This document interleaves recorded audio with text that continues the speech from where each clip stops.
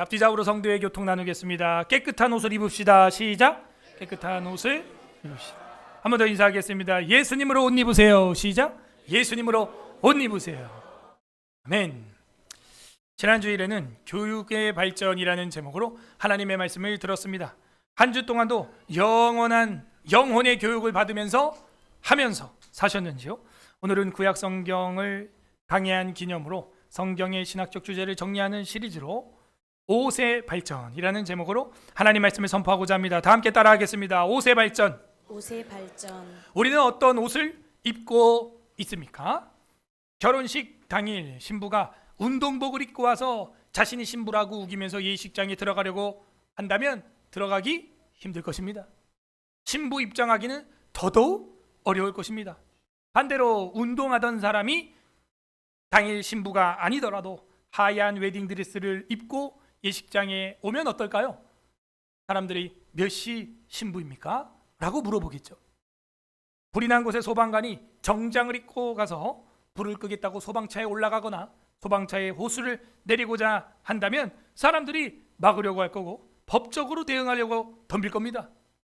반대로 소방관 옷을 입고 화재 현장에 온 일반인이 있다고 생각해 본다면 그가 소방 호수를 잡아도 시비를 걸 수 있는 사람이 많지 않을 거예요.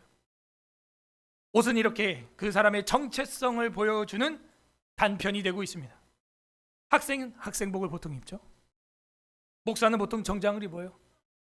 목사 옷이라고 교복이 없는데도 불구하고 제가 이러고 어디 식당에 가면요, 어떤 사람은 제 속에 들어왔다 나온 것처럼 목사님입니까? 이래요. 어디 써 있나요? 딱 보면 알아요. 현대적 옷과 성경적 옷의 특징을 오늘 우리는 살펴보면서 하나님이 말씀하시는 성경의 옷을 입는 서울의 설화교회가 되기를 바랍니다. 현대적 옷과 그럼 성경적 옷의 차이는 뭐가 있을까요? 현대적 옷은요, 자기를 과시하기 위한 수단입니다.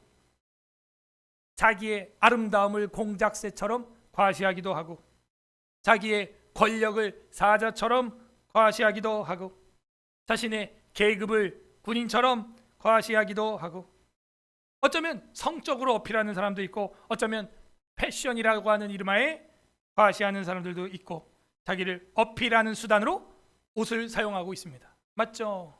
여러분은 오늘 어떤 옷을 입고 왔습니까? 성경이 말하는 옷은 그런 게 아닙니다. 죄의 결과물입니다. 우리가 죄를 지었기 때문에 수치, 부끄러움을 알게 되었고 그 결과 옷을 입지 아니하면요 돌아다니기엔 부끄럽게 된 것입니다. 또한 이 성경적인 옷은 그리스도 안에서 새로운 피조물의 정체성을 보여주고 있는 것이죠. 우리의 수치를 주님은 내버려 두지 아니하시고 옷을 입혀 주셨다 하는 겁니다. 어떤 특징이 있습니까? 현대적 옷은 뽐냄과 교만을 상징하는 반면 성경적인 옷은 선함과 정의와 수치를 가려주는 대속의 의미를 가지고 있는 겁니다. 출처는 어떻습니까? 현대적 옷은 인간들이 스스로 만들어냅니다. 마치 창세기 3장에 보게 되면 무화과 나무 이파리로 자기 옷을 만든 것이죠. 오늘날도 인간들이 스스로 만들어내는 그 무화과 옷을 입고 있다는 거죠. 그러면 그 옷은 어떻게 될까요? 마침내 낡게 될 겁니다. 이 땅에서 낡아서 말라 비틀어지는 정도가 아니라 하나님의 심판대에 섰을 때 다 말라 비틀어져 우리의 수치가 드러나게 될 거예요. 하지만 성경적 옷의 출처는 무엇입니까? 하나님이 주신 옷입니다. 역시 같은 창세기 3장에 보면 21절에 가죽 옷을 만들어 주셨는데 이거는 아담과 하와가 만든 게 아니에요. 하나님이 만들어 줌으로써 이제는 너희의 수치를 하나님이 가리어 줄 건데 희생을 통하여, 가죽이라는 건 동물의 껍데기죠. 피부죠. 그 희생, 피를 흘림으로 말미암아 너희에게 영구적인 옷을 입혀주겠다 하는 걸 보여주고 있습니다. 목적에 대해 살펴보겠습니다. 현대적 옷의 목적이 무엇입니까? 권력을 과시합니다. 자기 신분을 드러냅니다. 자기를 드러내고 싶은 마음이 큽니다. 또한 일반인들도 부끄러움은 알겠죠. 수치를 가리려고 하는 거죠. 성경적인 옷의 목적은 무엇입니까? 자기를 드러냄이 아니요 의를 드러내미요 예수를 드러내미요 거룩함을 드러내미요 복음적 정체성을 드러냄, 그게 옷의 목적입니다. 현대적 옷의 상징을 살펴보겠습니다. 자기의 의를 상징합니다. 세속적인 기준, 그리고 특별히 대다수의 여성들은 자신의 신체로 드러내므로 허영을 상징합니다. 성경적인 옷의 상징은 무엇입니까? 하나님의 의를 상징합니다. 하나님의 신분을 상징합니다. 야곱이 장자의 신분을 입었던 것처럼 하나님의 깨끗함을 상징합니다. 하얀 세마포의 옷을 입는 성도들처럼 성경적 옷의 상징은 복음의 능력을 상징합니다. 우리의 수치를 가리는 정도가 아니라 죄와 사망과 지옥의 형편을 가려줍니다. 사형수의 명찰을 가려주는 것이죠. 세속적인 현대적인 옷은 어떤 결과를 보여주고 있습니까? 무화과나무 이파리처럼 일시적이다, 변덕스럽다, 평가와 비교의 대상이 되고 있다, 영적인 벌거슴은 면할 수 없다 하는 것을 현대적 옷이 보여주고 있습니다. 그래서 여성들은 옷장을 오늘도 아침에 열고 그 나열되어 있는 옷을 보고 입을 옷이 없다 라고 이야기를 하는 것이죠. 성경적 옷의 결과는 무엇입니까? 영원한 의입니다. 일시적인 게 아니에요. 영원한 의. 성화의 열매요. 성화를 뛰어넘어 죽고 나서는 이제 무슨 옷을 입어요? 영화로운 옷을 입는 준비. 그게 바로 성경적인 옷의 결과입니다. 이렇게 세상의 옷은 무대 위에서 조명을 받을 때 화려해 보이지만 진실을 감추는 의상용 가면이고 일시적인 껍데기다. 성도의 옷은 무대가 아니라 하나님의 심판대 앞에 서게 되고 그때 인정받는 의의 예복이 된다 하는 것을 우리는 간단하게 살펴봤습니다. 오늘 말씀은 그렇게 옷의 성취가 나오고 있습니다. 우리는 어떻게 옷을 입어야 할까요? 오늘 성경은 그 비밀을 우리에게 계시해주고 있습니다. 부디 오늘 말씀을 통해서 하늘나라 정체성을 나타내는 영원한 옷을 입는 서울의 사랑교회 성도들 되기를 주님의 이름으로 소망합니다. 아멘. 우리가 언약신학, 성전, 예배, 선교, 고난, 부활, 정치, 결혼, 가정, 교육신학 이어서 오늘은 옷의 신학, 옷의 발전에 대해서 선포하겠습니다. 이 옷의 진전, 옷의 성취, 옷의 의미죠. 이 옷의 신학이라고 하는 것은요, 단순히 인간의 겉옷을 말하는 게 아닙니다. 단순히 인간이 입는 물질적인 옷에 대한 개념을 넘어서 성경 전체에서 하나님의 구속사와 인간의 정체성, 의로움, 수치심과 권위, 영광을 상징하는 중요한 신학적 주제입니다. 다음은 7가지를 제가 또 오늘도 정리를 했는데 성경 전체에 나타나는 옷의 발전의 흐름을 중심으로 옷의 신학을 우리가 상고해 보고자 합니다. 첫 번째, 창조, 타락, 구속, 극치, 그죠? 우리 개혁주의 신학 이 4가지 단계로 또 살펴봅니다. 첫 번째, 창조 부분을 보게 되면은 옷이 필요 없는 상태. 창조의 옷은 뭐냐? 하나님의 영광이었다. 결국 우리는 이날을 보는 거예요. 창조의 옷은 뭐냐? 옷이 필요 없는 상태. 그래도 수치를 고르는 상태. 인간의 무죄함과 영광을 보여주고 있다 하는 것이죠. 아담과 하와는 벌거벗었으나 부끄러워하지 않더라 하는 것입니다. 창세기도 봐야겠죠? 창세기 2장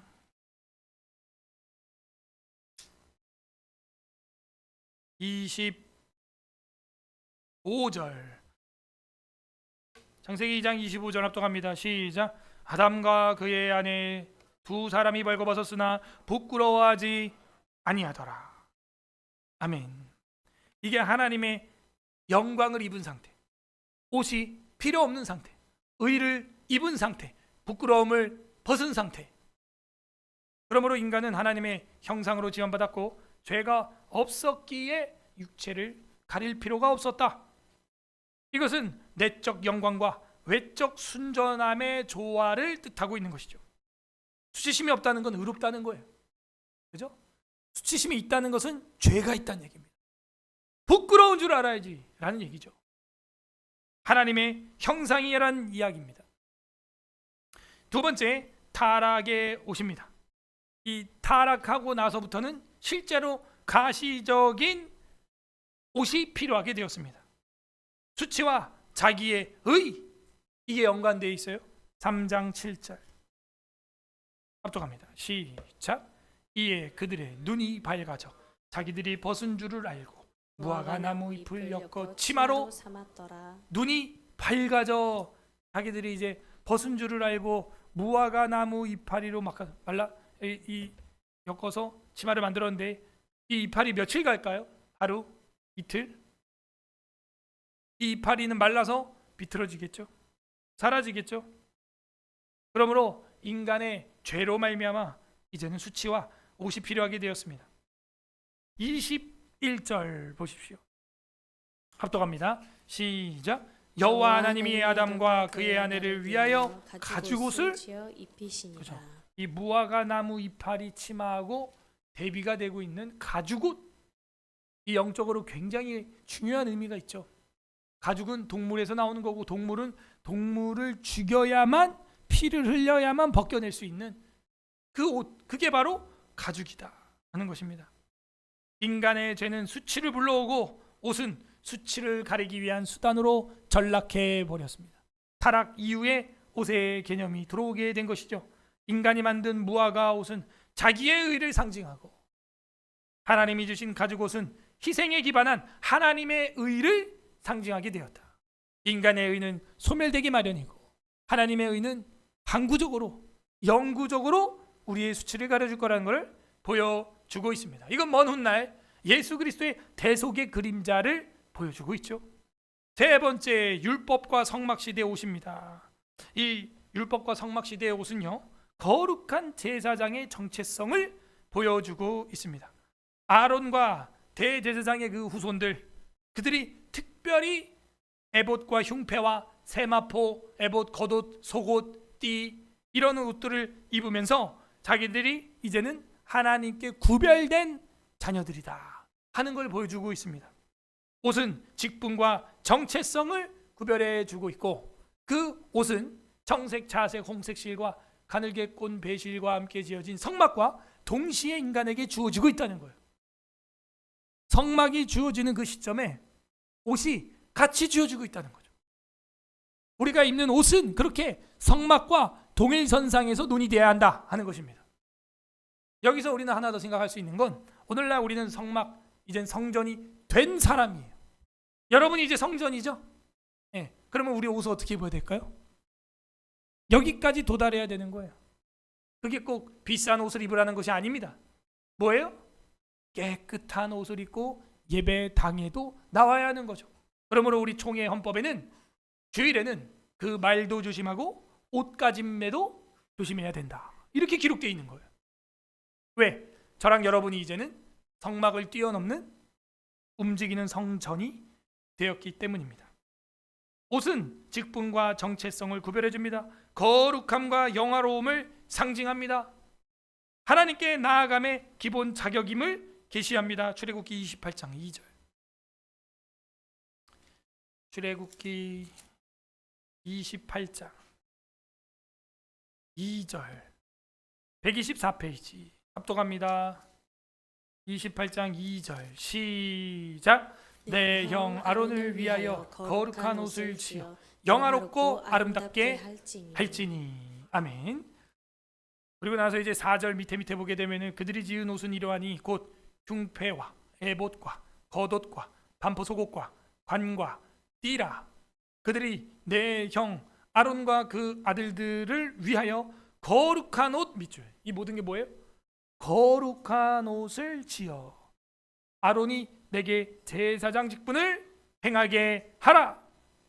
이 거룩한 옷을 입지 않으면 제사장, 왕 같은 제사장 직분을 감당할 수 없게 되어 있다 하는 것입니다. 대마포 속옷까지 명령하신 하나님은 인간의 수치뿐만이 아니라 인간의 존재 전체를 감싸주시는 분이시다 라는 것을 제사장 의복을 통하여 보여주고 있습니다. 그러므로 옷은 구별과 거룩함의 표지이지 자신의 화려함과 교만함의 자태가 아니라는 것이죠. 네 번째로 왕정시대의 옷을 살펴보겠습니다. 물론 이 왕정시대에는 예언자가 병행되어 있습니다. 왕정시대의 옷을 살펴보게 되면 옷은 권위와 심판을 상징한다 하는 거예요. 사무엘상 15장 27절에서 28절 한번 보겠습니다. 사무엘상 15장 27절, 사무엘상 15장 433 페이지, 27, 28 우리 두 절 합독하겠습니다. 433 페이지 사무엘상 15장 27절 28절 합독합니다. 시작. 사무엘이 가려고 돌아설 때에 사울이 그의 겉옷자락을 붙잡음에 찢어진지라. 사무엘이 그에게 이르되 여호와께서 오늘 이스라엘 나라를 왕에게서 떼어 왕보다 나은 왕의 이웃에게 주셨나이다. 아멘. 그 왕의 권위와 심판의 상징으로 왕정시대에 사용되고 있습니다. 사무엘의 옷자락이 찢어질 때 사울의 나라가 찢어진 것을 예언하면서 당시의 나라는 끝났다는 거예요. 여로보암 때도 마찬가지고, 그리고 왕들이나 선지자들이 가슴을 찢을 때 이 옷을 실제로 이 가슴 부분을 확 찢어버립니다. 그리스도의 순환 영화에도 나오죠. 그 제사장이 흉패 부분의 가슴을 옷을 진짜 찢어요. 그러면서 참담하다 그런 얘기를 합니다. 엘리야의 겉옷을 기억하십니까? 그 왕정시대에 예언자들이 활동할 때도 엘리야가 입고 있던 옷, 유일하게 그 옷 하나가 엘리사에게 넘어가므로 하나님의 거룩한 일을 감당하게 되고 권위를 받게 됩니다. 엘리야가 승천하죠. 승천하고 나서 내려오는 거는 무슨 능력이 막 꽝 임하는 게 아니라 옷이 떨어졌다는 거예요. 옷. 그래서 그 옷을 입고 나서 어떻게 합니까? 땅을 치니까 물이 갈라져. 요단강이 갈라져. 그래서 후계자 엘리사도 깜짝 놀랍니다. 엘리야의 하나님이 어디 있나이까 하고 원망하면서 옷을 탁 던져서 쳤는데 요단강이 갈라지는 거예요. 엘리야 때처럼. 열왕기하 2장 13절 보겠습니다. 왕하 2장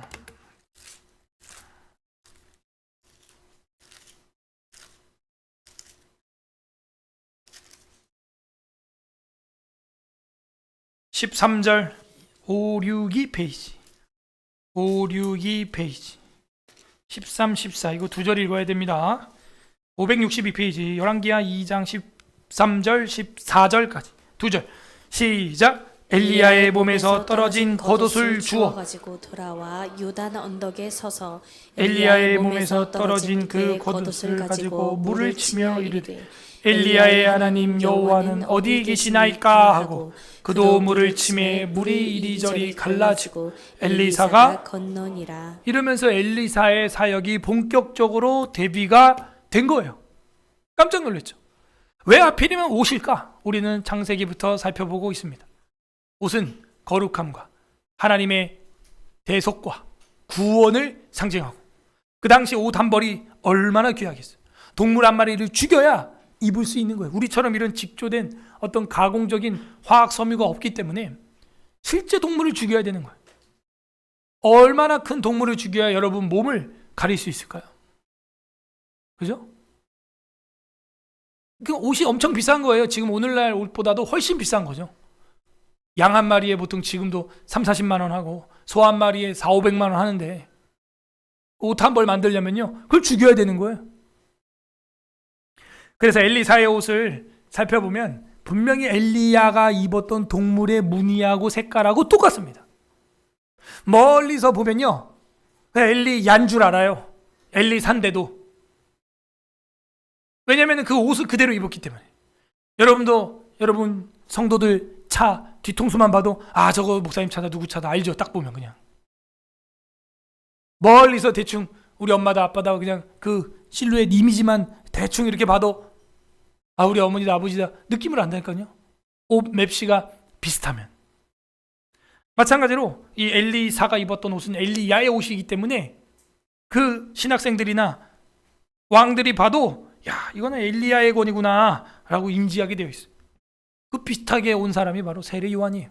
세례 요한도 바로 그 가죽띠와 털옷을 입고 메뚜기와 석청을 먹으면서 예수 그리스도의 오심을 선포했다는 거예요. 사람들은 대번에 엘리야라고 인식을 하게 됩니다. 이렇게 옷은요, 권위와 자신의 사명과 직분을 상징합니다. 그 옷을 벗겼다는 건 그 직분에서 거룩함에서 벗어났다는 거예요. 그리고 그 옷을 찢었다는 것은요, 마음이 찢어졌다는 이야기입니다. 그리고 옷의 계승은 그 권위가 다음 사람에게 전달되었다라는 것을 보여주고 있어요. 그러므로 옷은 통치와 사명을 상징합니다. 그리고 더러운 옷도 이제 구약에 나오죠. 우리가 알고 있는 대로 스가랴서에 보게 되면은 누가 입었어요? 더러운 옷을. 그죠? 대제사장 여호수아가 입고 있는데 누가 와서 공격해요? 사탄이 공격하는. 여러분이 더러운 옷 입고 있잖아요. 사탄이 공격합니다. 그거 가만히 안 둬요. 계속 정죄합니다, 사탄이. 대제사장 여호수아가 그 더러운 옷을 입고 있을 때 하나님께서 그를 사탄 앞에서 뭐라고 합니까? 사탄아, 여호와께서 너를 책망하노라 하면서 사탄을 책망하시고, 여호와께서 그 옷을 벗겨주시고 관을 씌워달라는 스가랴의 요청에 따라 면류관을 다시 쓰면서 복직을 하게 되는 것을 그 옷을 통해서 우리는 볼 수가 있습니다. 그러므로 이 옷은요, 우리의 영적 순결도를 보여주는 척도가 되기도 합니다. 그러므로 고난이나 회개 시에 옷을 빤다라고 하는 표현은 성경 곳곳에서 확인할 수가 있어요. 옷을 찢는다 하는 것도 역시 볼 수가 있어요. 더 나가면 선지자는 이제는 옷도 찢지 말고 진짜 마음을 찢어라 라고 선포하는 걸 우리는 볼 수가 있습니다. 내적 참회의 외적 표현으로서 옷은 마음 상태를 외화시키고 있는 수단이에요. 여러분도요, 청바지 입고 추리닝 입고 그냥 터진 옷, 찢어진 옷 입고 있으면 그냥 막 입어요. 막 앉아요. 등산할 때도 아무데나 막 앉고 그렇습니다. 그런데 여러분이 깨끗한 정장을 입고 있다 하면은 어디에 털푸덕 앉는 것도 조심스러운 것이죠. 옷은 마음의 겸손과 통회하는 마음을 상징해주고 있다는 것입니다. 욥기 1장 20절 한번 보겠습니다. 욥기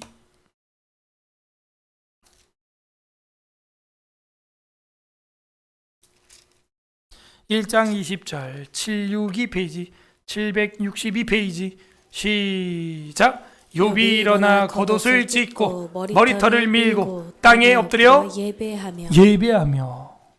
그 옷의 상태 여기 말고도 많습니다만 시간상 요나 3장 5절 요나 3장 오바댜 다음에 있습니다. 5절 6절 1289 1289페이지 1289페이지 3장 5절 6절 시작. 니느웨 사람들이 하나님을 믿고 금식을 선포하고 높고 낮은 자를 막론하고 굵은 베옷을 입은지라. 그 일이 니느웨 왕에게 들림에 왕이 보좌에서 일어나 왕복을 벗고 굵은 베옷을 입고 제 위에 앉으니라. 그죠? 교만은 벗어버리고 회개를 입는 이방 나라 니느웨 아수르의 모습을 요나에서 볼 수가 있습니다. 이렇게 옷은요, 고난과 회개를 상징하고 있다 하는 겁니다. 다섯 번째로 그리스도와 복음의 옷에 대해서 생각해 보겠습니다. 우리의 더러움을 예수님이 입어버렸고 우리의 더러움을 예수님이 벗겨주신 거고 우리는 예수님의 의를 입게 되었습니다. 우리의 더러움을 예수님이 입었고 우리는 예수님의 깨끗한 의를 입게 되었어요. 이게 구약에서부터 흘러오는 옷의 발전의 하이라이트, 절정, 그게 바로 그리스도예요. 예수는 조롱을 당하면서 또 옷을 뺏기기도 하고 화려한 옷을 잠깐 입기도 하고 제비 뽑혀 옷이 나누어지기도 합니다. 십자가에 올라갈 때는 알몸으로 올라가는 거예요. 이건 에덴 동산의 인간의 부끄러움을 상징하는 겁니다. 다 벗겨야 되는 거예요. 옷 벗김을 당하고 그 옷으로 제비를 뽑아서 밑에 있는 사람들이 나눠가졌다 하는 것은 영적으로도 의미가 있어요. 저와 여러분도 예수 그리스도를 십자가에 못 박아 죽였고 그의 옷을 나누어 입은 것입니다. 우리의 더러움과 예수님의 거룩함, 이게 옷의 신학의 나타나 있는 것이죠. 누가복음 23장 11절 보겠습니다. 누가복음 23장 11절 137페이지 신약 누가복음 23장 11절 시작. 헤롯이 그 군인들과 함께 예수를 업신여기며 희롱하고 빛난 옷을 입혀 빌라도에게 도로 보내니. 그죠? 희롱하고 빛나는 옷을 입혀가지고 다시 빌라도한테 보냈다 하는 거예요. 다른 성경에 이제 홍포, 이제 군인들이 이 나무떼기로 막 장난하고 때리고 머리에다가 뭐 왕의 면류관이라 그러면서 가시 면류관을 씌우고 그리고 홍포를 입힙니다. 그러면서 왕 노릇해라 왕 노릇해라 왕이시여 하면서 막 무릎 꿇고 조롱을 하는 거예요. 예수님한테. 조롱이지만요, 사실 아닙니까? 왕이시죠. 경배를 받아야 되는 분이시죠. 빛난 옷을 입혀 빌라도에게 도로 보내게 되었습니다. 그분은 빛나는 왕의 왕이었어요. 위대하신 주였어요. 거룩한 옷을 입고 있는 분이셨어요. 그런데 우리 때문에 이렇게 그 옷을 더럽히게 되었고 나누게 된 것입니다. 요한복음 19장 23절도 보겠습니다. 요한복음 19장 23절. 요한복음 19장 23절. 군인들이 예수를 십자가에 못 박고 그의 옷을 취하여 네 깃에 나눠 각각 한 깃씩 얻고 속옷도 취하니 이 옷은 호지 아니하고 위에서부터 통으로 짠 것이라. 그러니까 이런 옷들이 귀하니까 십자가 사형수에 오심에도 불구하고 그걸 나눠가지고 가지려고 하는, 그리고 그것을 속옷까지도 가져가려고 하는 그런 모습들 볼 수가 있습니다. 사실 이게 저랑 여러분의 모습이에요. 그 예수 그리스도의 옷이 없이는 주님 앞에 나올 수가 없는 것입니다. 모두 다 우리 예수님으로 옷 입기를 바랍니다. 사모해야 돼요. 우리의 죄 때문이죠. 나의 죄가 진하기 때문에 주님의 옷을 더 뜨겁게 사모해야 하는 것입니다. 군인들은 서로 말하되 이것을 찢지 말고 누가 얻나 제비를 뽑자 하니 이는 성경에 그들이 내 옷을 나누고 내 옷을 제비 뽑나이다 한 것을 응하게 하려 함이로라. 군인들이 이런 일을 하고 예수의 십자가 곁에 있는 어머니와 이모와 마리아들이 있었다. 참, 이것도요 구약 성경에 나타나 있는 시편 22편을 이루게 하려고 또 이렇게 나누어져야 한다는 것이죠. 예수님은 조롱당했습니다. 그러면서 잠깐 화려한 옷을 입었습니다. 근데 그거는 잠깐 우리에게 보여주신 주님의 신분이죠. 성도는 이제는 그리스도로 옷 입어야 할 시대가 되었습니다. 갈라디아서 3장 23절 보겠습니다. 갈라디아서 3장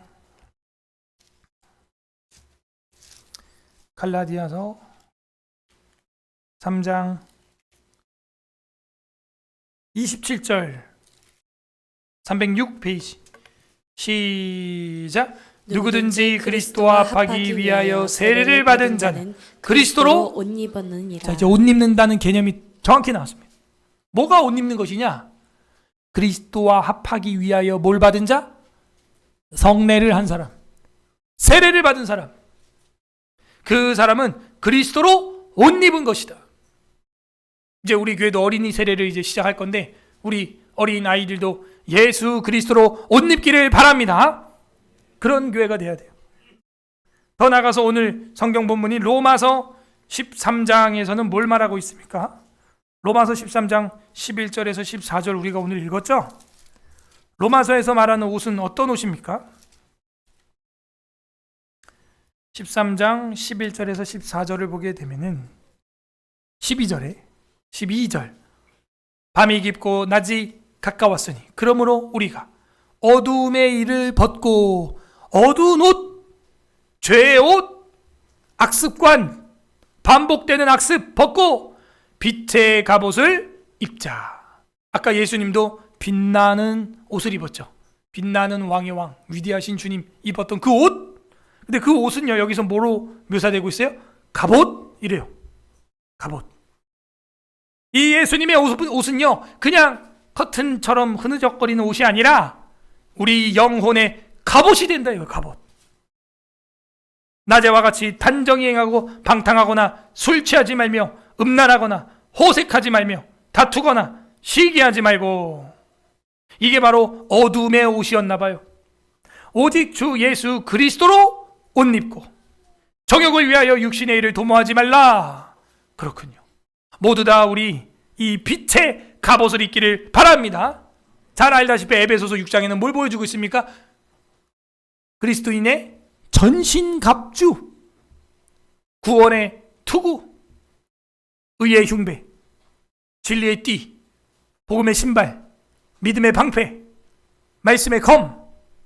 이게 우리가 입어야 될 전신갑주이다 라고 말해주고 있습니다. 성도는 이렇게 그리스도로 옷 입어야 됩니다. 구원의 옷과 의의 겉옷으로 우리를 완전 무장시켜 주셨어요. 예수의 수치는 우리의 영광이 되었고, 성도는 자기의 의의 옷을 벗고 그리스도의 의를 입어야 되는 것입니다. 옷은요, 이렇게 복음과 같아요. 우리의 죄와 복음이 교환되는 것, 의의 전가라고 우리가 공부했죠. 의의 전가가 일어나야 됩니다. 모두 다 이런 천국 백성의 옷을 입기를 바랍니다. 여섯 번째로 성도의 옷, 새 사람의 옷이라고 할 수 있겠어요. 성도의 옷은요, 바로 성화의 옷이에요. 도덕적 자연법과 윤리적 변화, 새 사람을 입어라. 긍휼과 겸손과 오래 참음을 입어라. 옛 구습을 벗어 버려라. 에베소서 4장 24절. 에베소서 4장 24절 보겠습니다. 에베소서 4장 24절. 314페이지 314 에베소서 4장 24절 시작. 하나님을 따라 의와 진리의 거룩함으로 자신을 받은 새 사람을 입으라. 거룩함으로 지으심을 받은 새 사람을 입어라. 입어라. 그 위에 22절. 너희는 유혹의 욕심을 따라 썩어져가는 구습을 따르는 옛사람은 벗어버려라. 이 벗어버려라라는 히브리어는 집어치우다 이렇게 돼 있어요. 그 더러운 옷은요, 갖다 버려요. 집어치워요. 그리고 어떻게 하라는 거냐? 새 사람을 입으라 할 때 입으라는 헬라어로 착용하다, 정장하다 이렇게 돼 있어요. 더러운 옷은 갖다 쓰레기통에 버리고 정장으로 입어라 하는 것입니다. 그게 바로 그리스도인들의 옷, 도덕적 자연법의 옷, 성화의 옷, 윤리적 변화를 가지고 온 옷입니다. 이거는 뭐 골로새서에도 나와 있고요. 다 볼 수 없고 넘어가겠습니다. 옷은 단지 이렇게 구속의 표지에서 끝나는 게 아니에요. 물론 중요하죠. 구원받은 백성의 표시인 건 굉장히 중요한 옷의 발전의 하이라이트였고 절정이었죠. 그런데 거기 구원에서 딱 끝나는 게 아니에요. 성화된 삶의 외적 표현이 나타나야 된다. 나타나야 된다. 여러분이 여러분 신분에 맞는 옷을 입는 것처럼 직장에서, 가정에서, 일을 할 때, 텃밭에서, 등산할 때 때에 맞는 옷을 입는 것처럼 이제는 우리가 성도의 옷을 입었다면 단지 구속의 표지에서 끝나는 것이 아니라 성화된 삶의 외적인 표현으로 드러나기를 바랍니다. 이렇게 옷은 삶의 열매, 성령의 열매를 보여주고 있어요. 특별히 이제 디모데전서 2장 9절에 보게 되면 우리 자매들 한번 잘 들어보세요. 디모데전서 2장 9절. 또 이와 같이 여자들도 단정하게 옷을 입으며 소박함과 정절로서 자기를 단장하고 따은 머리와 금이나 진주나 값진 옷으로 하지 말고. 그러니까 너무 화려한 옷도요, 성경에서는 절제하라고 말하고 있습니다. 무엇으로 입으래요? 단정하게 옷을 입고 소박함과 정절로 입어야지. 그래서 디자인에 있어서 옷이 색깔이 3가지, 4가지, 5가지, 6가지 이상 되면은 이게 사람인지 모자이크인지 이게 인디안 추장 딸인지 막 헷갈려요. 그래서 여러분, 우리 교회는 그런 분들 없는데 이렇게 소박하게, 단정하게, 단아하게 옷을 정절하게, 정결하게 입기를 바랍니다. 아멘. 옷이나 사주고 그런 얘기하세요, 목사님. 입으로 옷이 없다니까. 10절에 오직 선행으로 하기를 원하노라. 아, 그렇군요. 여러분, 옷이 많아야 멋있는 게 아니고요, 영혼이 맑아야, 영혼이 깨끗해야 멋있는 거예요. 단벌신사라는 말도 있잖아요. 오직 선행으로 하기를 원하노라. 이것이 하나님을 경외한다는 자들에게 마땅한 것이니라. 옷은요, 사명을 감당하기 위한 무장입니다. 옷은요, 성도들의 성화의 표시입니다. 그러므로 우리의 싸움은 육에 속한 것이 아니라 영적인 전쟁임을 알고 구원의 투구, 의의 흉배, 진리의 허리띠, 복음의 신, 성령의 검, 믿음의 방패, 이런 전신갑주로 입고 세상에서 살지 않으면 무기력하고 패배의식에 젖어 있고 불평과 불만에 살 수밖에 없다는 거예요. 종말론적으로 7번째, 흰옷과 신부의 예복입니다. 네. 영원한 신부의 옷, 종말론적으로 우리가 살펴볼 때 종말론적 영원한 신부의 옷, 완전한 의와 영화, 영화는 성화 다음에 있는 겁니다. 영화의 단계에 들어가게 됩니다. 요한계시록 3장 5절 보겠습니다. 계시록 3장 5절 마지막 옷을 좀 보겠습니다. 3장 5절 402페이지에 합독합니다. 요한계시록 3장 5절 시작. 이기는 자는 이와 같이 흰옷을 입을 것이요 내가 그 이름을 생명책에서 결코 지우지 아니하고 그 이름을 내 아버지 앞과 그의 천사들 앞에서 시인하리라. 아멘. 7장 14절도 보겠습니다. 계시록 7장 14절 요한계시록 7장 14절 시작. 내가 말하기를 내 주님 당신이 하시나이다 하니 그가 나에 대하여 이는 큰 환난에서 나오는 자들인데 어린 양의 피에 그 옷을 씻어 희게 하였느니라. 결정이죠. 결론이죠. 밑줄. 어린 양의 피에 그 옷을 씻어 희게 하였느니라. 우리의 옷은 어떻게 빨아야 되냐? 때가 쏙 비트? 아니죠. 여러분, 예수 어린 양의 피로 옷을 빨길 바랍니다. 어린 양의 피에 그 옷을 씻어 희게 하였느니라. 피에 씻었으면 빨개지는 거 아니에요, 목사님? 그러니 이거는 가시적인 옷을 말하는 게 아니라는 것을 알 수가 있죠. 영적인 옷인 거예요. 어린 양의 피에 그 옷을 씻어 희게 되었다는 거예요. 이 뒤에도 그런 이야기가 많이 나옵니다. 19장 8절. 요한계시록 19장 8절 제가 읽어보겠습니다. 그에게 빛나고, 이 빛나고라고 하는 형용사가 계속 이어지죠. 빛나고 깨끗한 세마포 옷을 입도록 허락하셨으니, 이건 예수님이 입었던 빛나는 옷이었어요. 우리가 입었던 빛나는 갑옷이에요. 여러분이 앞으로 입을 빛나고 깨끗한 세마포예요. 이 세마포 옷은 밑줄 성도들의 옳은 행실이로다 하더라. 사람이 아무리 정장을 입고 TV에 대선 후보로 나와도요, 그의 범법과 죄로 인하여 사람이 더러워 보이는 거예요. 예수님은요, 귀신을 보고 이 더러운 귀신아 이럽니다. 아무리 화려하게 깨끗하게 처녀처럼 나타나도 그건 처녀 귀신이야. 총각으로 나타나고 총각 행세에도 그 총각 귀신입니다. 그거. 성도들은요, 자신의 옳은 행실, 이것이 깨끗한 옷이 되는 겁니다. 우리 서울 에스라교회는 단체로 다 이 성도들의 옳은 행실, 세마포 옷을 오늘 다 받아가시기를 바랍니다. 또 졸며잘세 있다 와서 목사님 못 내나요? 이러지 마시고 믿음의 옷을 입으라 이거예요. 옆 사람한테 인사하겠습니다. 성도님은 옷을 입으셨습니다. 시작. 성도님은 옷을 입으셨습니다. 성도들의 옳은 행실, 세마포 옷, 깨끗한 옷, 빛나는 옷, 그 옷을 입었습니다. 할렐루야.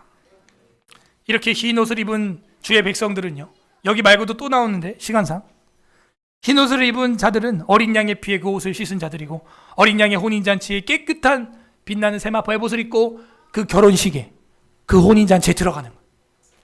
우리가 성경 다 안 봤지만 복음서에 보게 되면요, 예식에 들어오는데 예복을 입지 않은 자들은요, 그 색출돼요. 그래서 그 잔치 밖으로 쫓겨납니다. 초대장이 따로 뭐 있는 게 아니에요. 그 옷이 옷. 마지막 때 성도는요, 완전한 의와 영화의 옷을 입게 되는 것입니다. 이 옷은요, 최종적 구속의 완성, 영화의 몸, 부활체의 몸을 보여주고 있는 것이죠. 정리해 보겠습니다. 창조 때는요, 수치 없는 영광의 옷을 우리는 입고 있었어요. 벌거벗었으나 부끄러워하지 아니하더라. 하지만 타락의 옷을 입는 순간 가릴 수 없는 죄를 갖게 되었고, 주님이 동물 옷의 가죽을 주지 않는 이상 우리는 무화과 이파리 정도밖에 입을 수 없었다는 겁니다. 주님은 제사장을 통하여 거룩한 옷을 입을 수 있도록 예표해 주셨고, 왕국시대 예언자들을 통하여 그 옷은 하나님의 선지자적 권위와 왕적 사명을 상징함을 보여주었습니다. 또한 그 옷을 찢거나 그 옷에 더러운 것이 묻어 있을 때는 죄와 회개와 겸손을 말씀해 주고 있구나 하는 걸 알려주셨고, 예수 그리스도께서 옷을 벗음과 빛나는 홍포와 옷을 입음을 통하여 우리와 옷이 교환되었구나 라는 걸 보여주셨습니다. 이제는 우리 신약성경의 교회 시대를 맞아 성도들의 성화의 삶을 통하여 자연법과 도덕법과 윤리법을 통해 깨끗한 옷을 입게 된 것이죠. 완전한 흰옷, 이건 영화로운 옷이 되었습니다. 웨스트민스터 신앙고백서 25장 교회 1항 비가시적 교회 교리에 보게 되면, 보편적 또는 우주적 교회는 무형적이다. 이 교회는 머리 되시는 그리스도를 중심으로 하여 그 아래 하나로 지금까지 모여들었고 지금 모여들고 있고 장차 모여들게 되는 택함을 받은 사람들로 구성된다.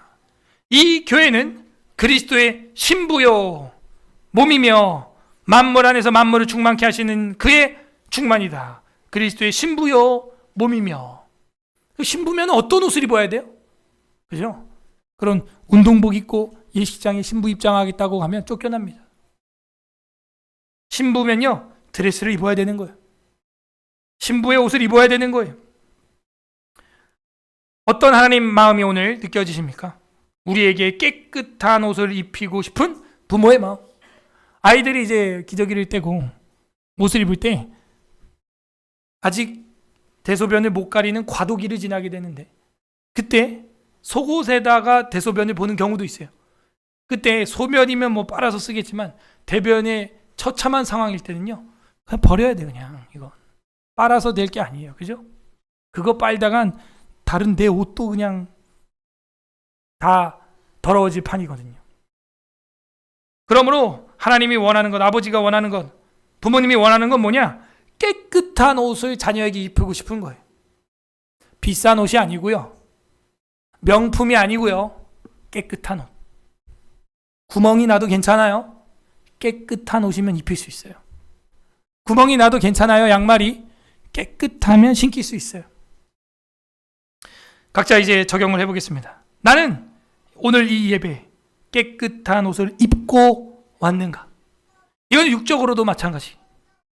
두 번째, 나는 예수 그리스도의 피로 빨래한 영원한 옷을 입고 있는가? 이건 영적으로 옷을 말하고 있는 거. 세 번째, 나는 깨끗한 이 옷을 나누어 주고 있는가? 이번 주 토요일은 전도축제일입니다. 이 옷을 여러분만 입고 있다면 여러분 주변에 있는 분들은 헐벗고 옷을 벗어 부끄러움과 수치 가운데 빨개 벗고 살고 있는 거예요. 끝맺습니다. 우리 주 예수 그리스도께서는 우리에게 깨끗한 옷을 주시기 위하여 십자가에서 옷을 다 벗으시고 죽으셨습니다. 잠시 잠깐 홍포와 가시멜류관과 빛나는 옷을 입었지만 이내 네 개로 다 나누어진 바 되었고 그 통속옷까지도 뺏기게 되었습니다. 그것은 저와 여러분에게 옷을 입혀주시기 위한 복음의 길이었습니다. 그리고 영적인 옷을 통해서 우리의 영원한 죄와 사망과 수치와 부끄러움을 가려주시고 하나님 나라의 초대해 주셨습니다. 이 사명을 우리에게 주시며 땅 끝까지 전파하라고 말씀해 주셨습니다. 이처럼 옷의 발전은 예수 그리스도의 십자가와 죽으심 그리고 그분의 부활체를 입는 것으로 완성이 되고 우리는 그의 옷을 받는 자녀된 성도로 살아가게 되는 것입니다.